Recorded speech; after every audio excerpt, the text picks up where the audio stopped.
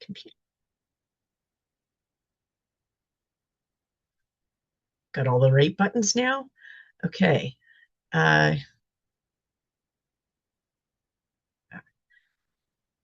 Okay, so hi, I'm Jackie Ryu from Ladybug Wellness, and this is Tea Time with Ladybug.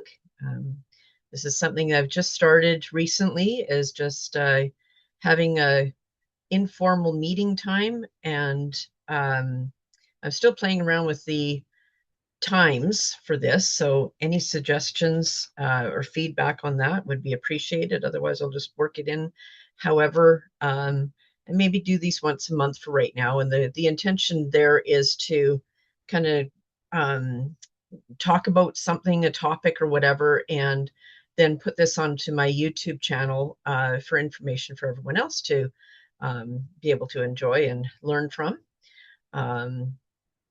So I didn't really have a topic picked out for today, so I decided to put myself in the hot seat and be open to questions. I just had one submission of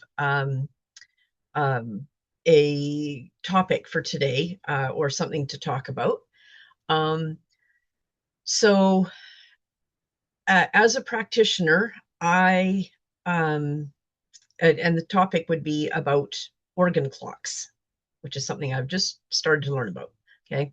We'll kind of play around and go around the topic a little bit.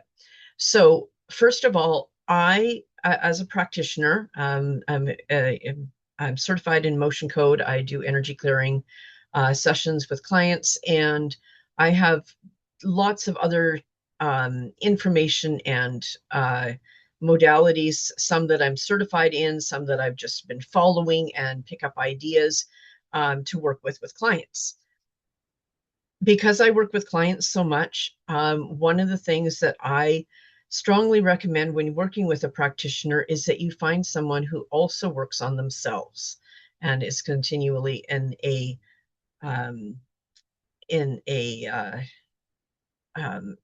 place that they're working on themselves and keeping up with their own healing, so that they're in a place to work with others. Okay.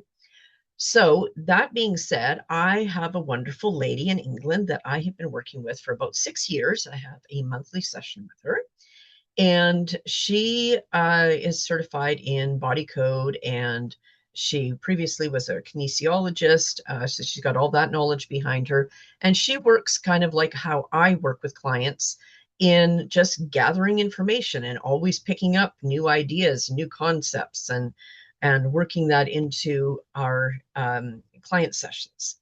So pretty much every time that I have a session with her, there is something that comes up that, I've had that in my information and I haven't had to come up on somebody before.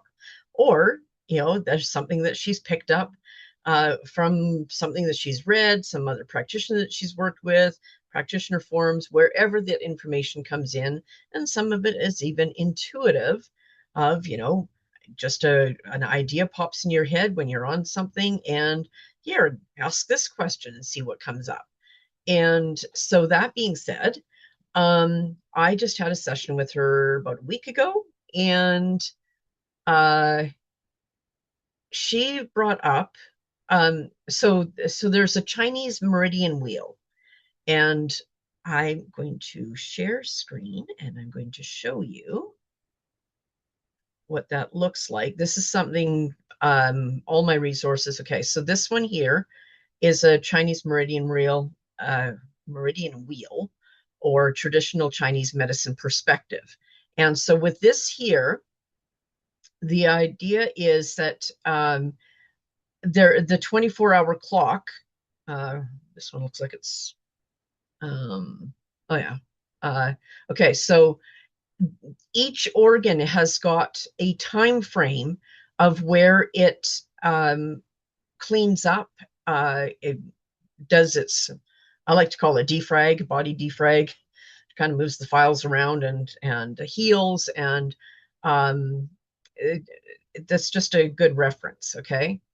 So, and this document you can find in my resources, because anybody that knows me knows that I'm the resource queen. If you go into my resources page, There is a link to go into my OneDrive, and there's over 6,000 files in there currently, which I'm continually adding to. These are saved from all sorts of sources, other practitioners, practitioner forums.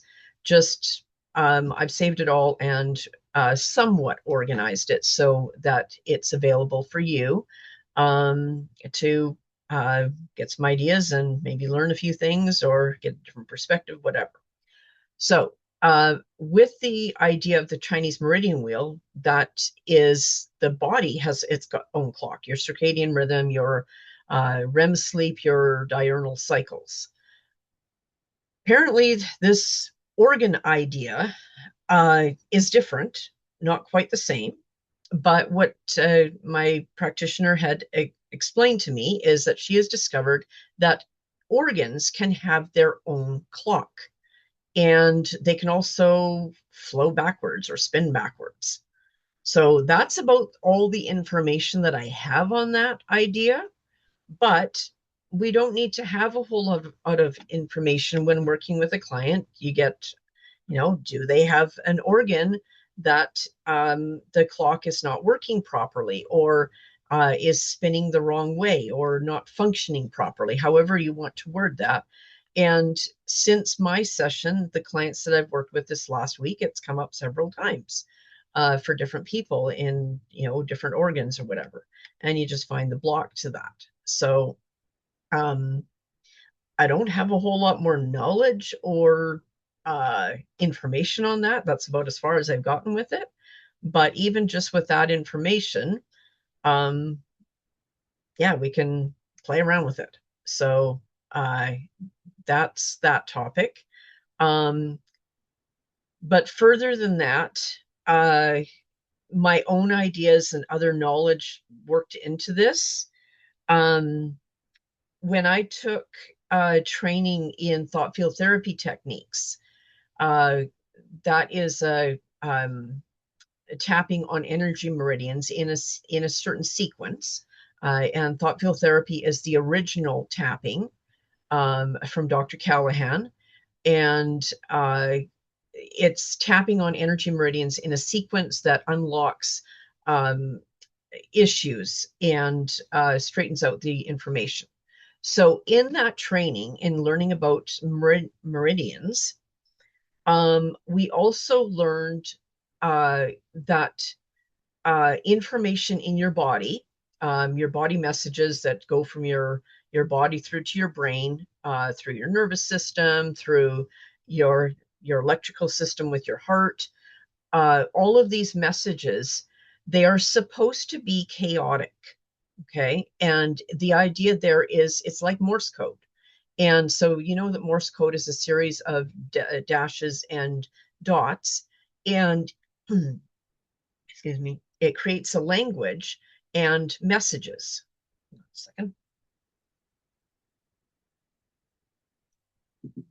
Don't want to start coughing in the middle of things. Okay. So, Dr. Callahan called this a disquietude when there's an energy blockage that disrupts these messages. We also learned that there's polarities in the body. So I don't have someone here to demonstrate with me, but I'll just give you an explanation of muscle testing. So muscle testing, where do I even go there? Okay, one example that I often use in explaining muscle testing, if anybody knows Wayne Dyer, he was a inspirational speaker and author of several books. He also did seminars and stuff like that. And in a lot of his seminars, he would have someone from the audience come up and he would do a blind test. And so what that was is he had two envelopes. They were unmarked. One contained vitamin C, one contained fake sugar. And so what you do with that, and this also ties in with the muscle test or the toxin testing classes that I did years ago as well. So what you would do is take this envelope and hold it on your heart space, and then putting your arm out straight, okay, straight, and can't really show it that way. Put your arm out straight, okay, and then somebody behind you would press on your arm, and that would you can test that way, muscle testing, okay. So the fake sugar, pretty much everyone tested false on that, okay, tested weak. And the vitamin C, because that is good for you, good for everybody, it would test as strong, okay. Sorry, sorry, okay.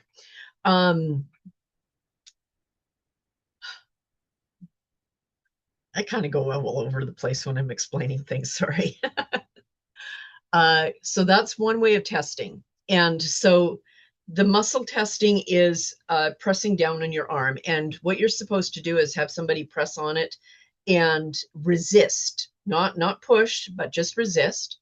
And to get started on that first, before you test with the other things, you test, get a baseline, and you ask, you say your name. So my name is Jackie. And so if I have somebody else pressing down on it, my arm would stay strong. If I say something like Sam, that is not my name, my hand would go down. And I'm showing it a little bit dramatically, but when you do it, you can feel the difference whether your muscles stay strong or weak. Okay. Now, other methods of muscle testing is just doing a ring method. So if you go yes, that's strong. If you go no, it comes apart. And so you get a baseline, and then your name is a good thing to use. You can also do healthy, or sick is, oh, yes, no. Your body will always go weak on negative. Okay. So now, with that being said, then you can test for the vitamin C and the fake sugar, and you'll usually find there's only a couple things that if you've got back issues, that may be a problem. If you're dehydrated, that may cause an issue. And if your polarity is backwards. So according to some of the things I've learned, they had explained to me through our training and everything that there had been scientific tests done, or some sort of testing, where if you've ever had medical tests done, that they give you some sort of solution and it's supposed to turn color in your body so that the x-rays can pick it up. It's kind of the same idea as that. But they managed to put a color in and watch how your energy flows through your body. And they could watch that it goes in a certain direction. Okay. And you can have that reversed. And if it's going the other way or backwards or energy blocks, that obviously causes an issue. And I think I've never taken any formal training with Chinese medicine kind of things, but there's a lot of references to traditional Chinese medicine, the TCM, that talks about those kind of things. Yes. So another cool thing, if you've got somebody to do the arm, one thing to try is to put your hand above your head, flat like this, with your palm down, and have someone press on your arm. And palm down will usually go strong. If you turn your hand over like this, so it's backwards, your hand will go weak. So the thing there is palm strong, back slack. And that's another way to check your meridians, your energy flow, to make sure it's going positively. So, yeah, the polarities in thought field therapy techniques, there are reversal points. So I think in other modalities, there's other ways of getting your polarity straightened out and your energy flowing properly. In thought field therapy techniques, and I do have a video on my YouTube. I think I called it just getting stress reduction or something like that. But the sequence is the fleshy side of your hand, the upper left chest. This is the only one that's on the left side. Other tapping can be on either side of the body. So upper left chest, and this is where your lymph nodes all congregate right here. So the fleshy side of the hand, the upper left chest, and then under the nose. And in thought field therapy techniques, these are called reversal points, meaning that your polarity is not flowing properly, or your polarities are off. There's also some things that when you're doing energy work, that you shouldn't cross your legs. I feel like that's relevant in some modalities, maybe with tapping, in keeping your polarities and keeping your body straight and everything. In other modalities, such as emotion code or Reiki or anything, I don't think it really matters too much because energy goes everywhere. But if you're actually working with the meridians, that might be an important point to not cross over your legs or disrupt the meridians in such a way. Okay, so those are some things about the polarities, how your energy flows, and the Chinese medicine. That's a bit of information there. So how this relates to the body clock, the Chinese meridian wheel, that kind of all ties in together. But as for the idea of a single organ having its own clock, I mean, every part of your body has its own consciousness too. So we find that in Court of Atonement that we can work with the body consciousness and certain parts of your body as the consciousness on its own in order to straighten that out as well. But yeah, I don't have a whole lot more on the idea of a body clock or the organ clock, other than what I've just explained with the different polarities and how energy flows.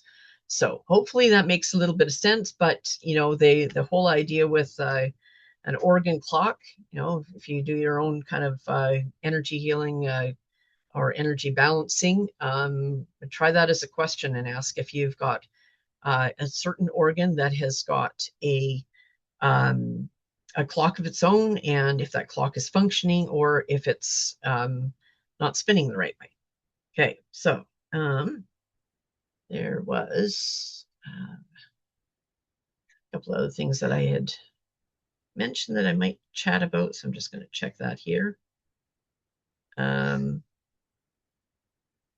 Individual rhythms within the body, energy flow and polarity, what reversed or out of sync energy might represent. So with the idea of practice or the polarity, one of the examples, if you're talking and you say king instead of queen, or you kind of flub up on whatever words that you're trying to say, or you just feel off, those are kind of examples of your energy feeling ungrounded. And so, yeah, the side of the hand, the upper left chest, this under the nose. Actually, one of the courses that I took years ago, I took a few courses with Francie, and she had a metronome. And so this metronome was set to go off every 30 minutes. And what she instructed us at the beginning of this day-long course was every time that metronome goes off, to tap the side of the hand, upper left chest, and under the nose just a few times. And this was a way to keep us the energy moving correctly, and it helps keep you focused and keeps you grounded. So that's a good thing when you're learning, taking a course or anything that you need to be focused or working. concentrating, anything like that. Just use those 3 points to make sure that your energy and your polarities are all straightened out. And yeah, it helps. What else here? Ways that practitioners can explore patterns without diagnosing. Okay, that was just another little idea in there. So in body code, there is a terminology called miasm. And actually, let's see, you have some information on miasms here. So prior to 2020, there we go. Prior to 2020, we, in the practitioner forums, we had the understanding that miasms, where's the guy's name here? I have the information. Oh, maybe I don't. Okay, so we used to think that it was just a suppressed disease energy. And I think in body code, that's still the explanation of it, that it's a suppressed disease energy. And with that idea, there's the concept that, these diseases run in families. In my family, my grandmother and my mother have got late onset diabetes. Technically, according to the doctor, I am in that range. Never was all through my life. I just don't accept that diagnosis. That was one of the things that Wayne Dyer, I loved how he said that there's certain words that he just doesn't allow in his vocabulary and doesn't allow that to create. So with the idea of a miasm, this concept of inheriting diseases, that's not quite true holistically. As a miasm, a suppressed disease energy, will only develop in this person, in this part of the lineage, if the conditions are right. So in the case of diabetes, if there's a blood sugar imbalance, and that if the conditions are right for the next person in line, that they have got a bad diet, or they've got energy blocks or something going on in their body that their blood sugar is not processing properly, then it can create the conditions for a diagnosis of diabetes. Now, also to note here, when we do energy balancing, energy healing, that kind of thing, we are not ever working with diagnoses. That is a medical term, and our holistic body doesn't necessarily recognize a diagnosis. Okay, what we do is work with symptoms and traits. Okay, but that aside, going back to the idea of suppressed disease energies with miasms. Miasms are subtle energy imprints. Think of them like crystallized patterns that can lodge in the subtle body systems and cause disease or illness. Oh, that's the guy's name. Okay. Samuel Hahnemann, the founder of homeopathy, first used the term miasm. There are 4 basic types: karmic, acquired, inherited, and planetary. Karma is a Sanskrit word meaning the sum total of a person's actions in this life and previous lives. Karmic miasms are the residue of a past life actions lodged in the etheric body and have the potential to develop into illness, disease, or suffering in this present life or future lives. This predisposition often determines our attitudes and behavior in this lifetime. Acquired miasms are acute or infectious diseases or petrochemical toxicity acquired during this lifetime. Can be acquired before birth, during birth, or after. After the acute phase of an illness, these miasmic traits settle into the subtle bodies where they predispose you to other related illnesses. Inherited miasms are inherited and are subtle energy imprints passed down to you from your ancestors. They may be generic or from infectious diseases such as tuberculosis, syphilis, polio, sora, paralytic, cancer, and a few others that I can't pronounce there. Um, they can cause not only symptoms, but affect behavior. And then planetary miasms, these are stored in the collective consciousness of the planet in etheric level. They may penetrate the physical body and or the subtle bodies. So um, my explanation when I am working with clients, just to give a quick explanation, I like to use the idea of leprosy. Leprosy is not really common these days, but we know that that was something that was it was very contagious, and if somebody had it, they would be, left outside of the country or outside of the town or whatever. Okay, so with that in mind, the energy of leprosy is isolation, meaning that if you carry a miasm of leprosy, um, if the conditions are right, it is possible to develop it. But other than that, the energy is isolation, meaning that if you are in a crowded area and lots of people around, but you still feel very alone and isolated, that could be a miasm of leprosy. Another one is malaria.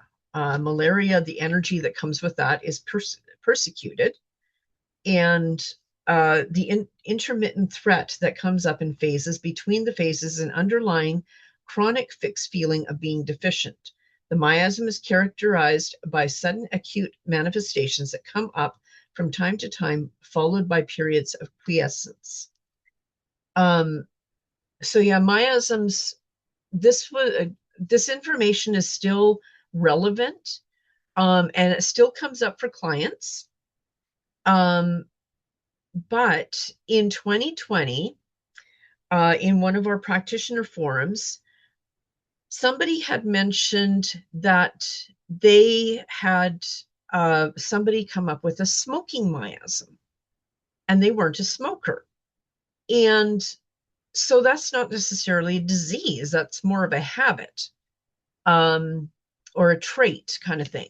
And so, in what you do when you get new information like that, you play around with it and ask some more questions and kind of develop a theory through it. And so, uh, yeah, and then a lot of times you'll hear me mention Tom Hines. I got to meet him on the cruise back in 2019, and sorry, which book is that? Oh, what I'm reading from with the miasms is just some documents that if you go into my resources, there's some documents in there about miasms. I think there's actually a folder on that. In the folder that says charts I use for my sessions or whatever, or you can search miasm in the resources. There's just some documents, and these were shared in some practitioner forums. Okay, so back to Tom Hines, also in 2020. Tom, he has got an extensive, it's kind of like me, but he used to have an engineering background. And so he's really good at making charts. And he's got thousands of charts. You can actually take a program with him, and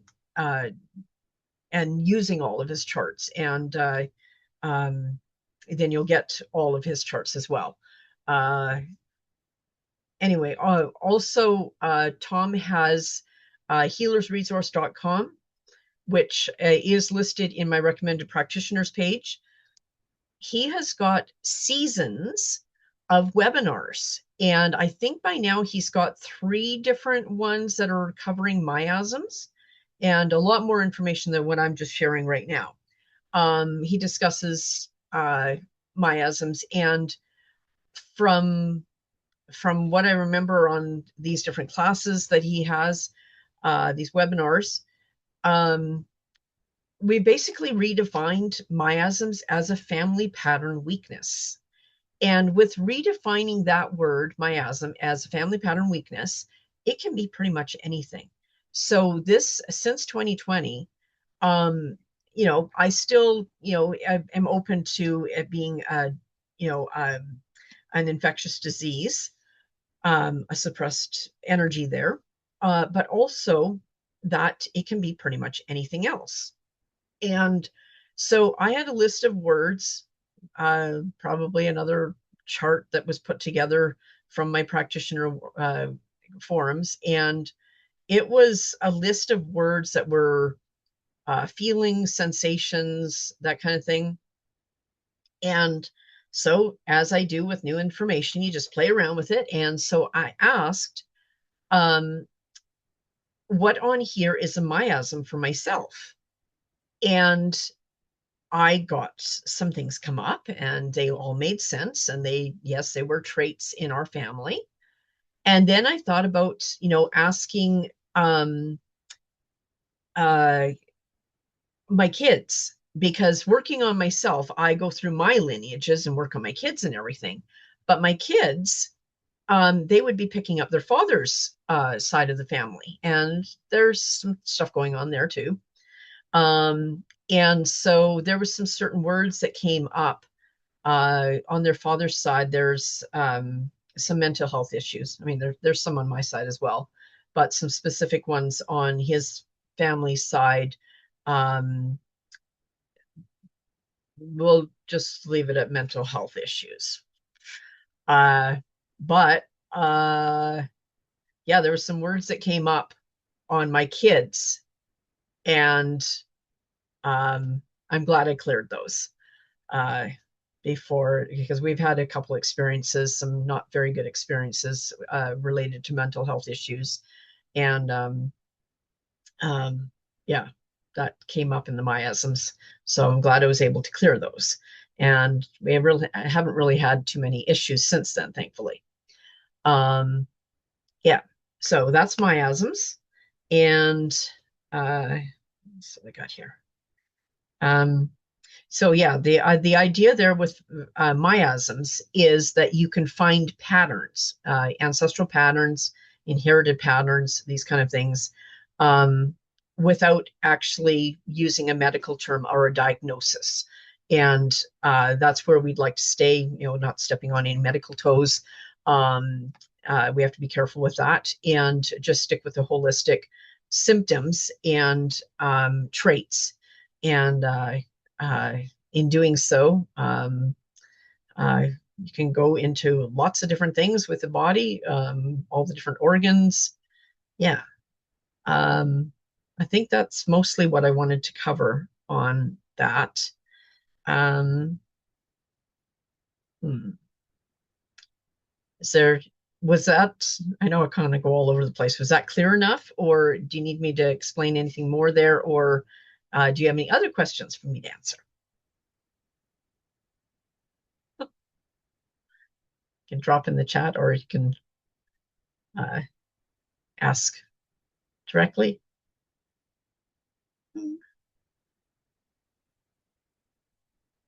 No questions. Okay. What else can we talk about? Um, uh, oh, something that's been coming up on quite a few clients lately um, is fake sugar and having to neutralize fake sugar. Had several clients in the last little while that that's come up on, and it seems to be quite heavy. So fake sugar are food sources. Pretty much anything that comes in a box, you never know what kind of chemical. Oh, you found the information on it. On Miasms. Good. Thank you. Yeah, the fake sugar is pretty much in anything we eat these days. There's chemicals and yeah. What I've learned about fake sugar from my own experience, uh, we have a famous I won't mention any names or get anybody in any trouble or anything. We have a famous coffee shop line here in Canada, and nothing against them or anything, but I got hooked on their French vanilla cappuccino, and I was drinking it for 10 years because it was really, really yummy. And then uh, a dear friend, Elaine. She was in Ireland. I think she's in the US right now. She's all over the place. She's a medical intuitive and Ayurvedic. She's got a lot of things behind her. But she reached out to me one time about 6 years ago, and she told me that my grandmother had come up through and had warned me, sent a warning through her to me that I had a habit that I better stop ASAP or I was going to end up in the hospital. And what we figured it out was the sulfame potassium, the French vanilla. Looked up the ingredients. Now, I don't think that my diet overall is that bad. I, make a lot of things from scratch. I cook at home and, still enjoy eating out here and there and generally, not too much processed foods. But my French vanilla was a little bit of an addiction. And there's a sulfame potassium in it. And if you look up that stuff, it's not nice. It's got everything down to weight gain, which, yeah, I've gained weight over the last several years. So that's another factor with that. Right down to fatal. So, yeah, not good stuff. But these fake sugars are in a lot of things that we eat. And, people are conscious of their sugar intake, which I've reduced my own sugar intake over the years. I guess I'll mention here too that John Gabriel, somebody that Tom Hines follows, and he has got some of his webinars on weight loss. He's actually put together some protocols that are based on some of the teachings from John Gabriel. And John Gabriel, he lost a significant amount of weight. And he's now quite an inspirational speaker and promoting a lot of his things with his protocols with weight loss and a lot of really good information there. So he's good to look up. Now, I got on his emailing list several years ago, probably about 4 or 5 years ago, I think. Anyway, he had in his information to reach out and you could get some PDFs or something or other. Anyway, the information that I got from him is also in my resources. And being on his email list, there was one Christmas that he sent out an audio, a free audio, going to Christmas parties. And so that when you go out for holiday meals and everything, there's lots of really yummy food. And it's really tempting to gorge yourself on that kind of stuff, right? And for me personally, I happen to love pastries. I still do. I do still enjoy them, but I listened to his audio a few times and my sugar cravings went severely down. So that was a good thing. And yes, that audio is in the folder from John Gabriel in my resources. So you can go find that or reach out to John Gabriel and see if you can find it in his information as well. He's a good one to follow and some good information there. But yeah, that audio, I've recommended it many times to some of my clients to help with their sugar cravings. Because my understanding from everything that I've learned holistically, white sugar is not necessarily a good thing. It's bleached and stuff like that, and it's in so much stuff, and it can affect our health and our weight and all that kind of stuff, yes. But it's also my understanding that fake sugar is even worse because your body recognizes natural sugar and has a way of processing that or not. But fake sugar is a chemical and your body cannot process that. So when it's thinking it's getting sugar and it's not, one of us leaving there. Yeah. So, yeah, when you have fake sugar, your body doesn't know how to process it properly, and that can cause a whole host of other problems. So, go listen to the audio and reduce your your sugar cravings. Yeah. All right. So I've covered a lot of things so far. It kind of went all over the place, but if we have no more questions, then I'll wrap it up here. And so these tea times, again, are just something that I've had several people reach out to me and, put your knowledge out there on some videos, get some things out, different topics or whatever. And so, yeah, Wednesdays seem to be a day that works for me. I haven't quite settled on a specific time. Maybe I'll still move those around a little bit. And I do have a page in my website now about tea times. So I'll keep posting the link there rather than posting it on social media. There's a little bit of problems with posting the Zoom links there. Yeah, so the link will be in the web page on my website, ladybugwellness.ca. Lots of other information in there, and of course the resources that I've referenced a few times today. And thank you so much for those that have showed up in person for or live on this call. And thank you to everybody else listening to the replay.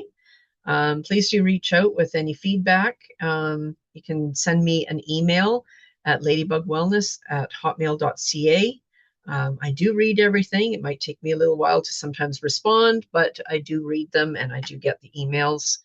And I appreciate any kind of feedback or suggestions for further topics. So just watch the website for the next time that I post one of these tea times, and this replay will be on my YouTube channel sometime later today or tomorrow. So with that, thank you very much for showing up. Talk soon.